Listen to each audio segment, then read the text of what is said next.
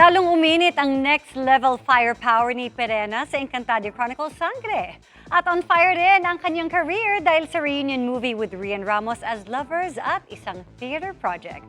Makichika kay Nelson Canlas. Para kay Glyza De Castro, 2026 is her year career-wise. Una na riyan ang kanyang pelikula kasama ang other half ng Rastro Love Team na si Rian Ramos na I Fell, It's Fine. I think meant talaga na mag-reunion kami kasi after The Rich Man's Daughter, nagsama rin kami sa iba't ibang klaseng shows and mga series, guestings, ganyan. So parang hindi napuputol yung connection. Yun yung sinasabi namin na parang nandyan pa rin siya, hindi siya nawawala. Sa mga susunod na buwan, her love for work ang mangingibabaw. May isang pelikula din akong gagawin soon. So excited kasi isa to sa mga masasabi kong malaking proyekto ko this year.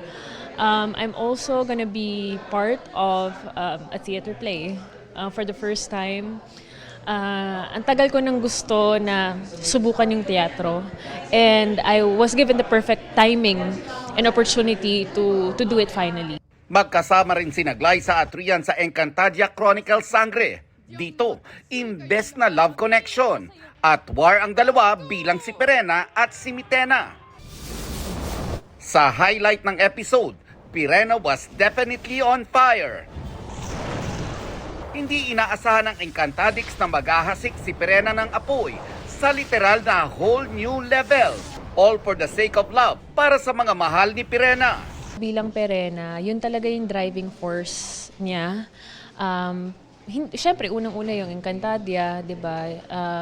Tapos yung mga anak niya, di ba? Yun yung parang nagmamotivate sa kanya lagi para lumaban. And actually, nagulat nga ako nung napanood ko yung eksena na nagkaroon ako ng pakpak. Tapos yung level up na powers niya lumabas na. Nung sinushoot namin siya, wala akong idea kung ano yung kalalabasan. But when I saw it on TV, parang wow, ang bongga niya, ganun.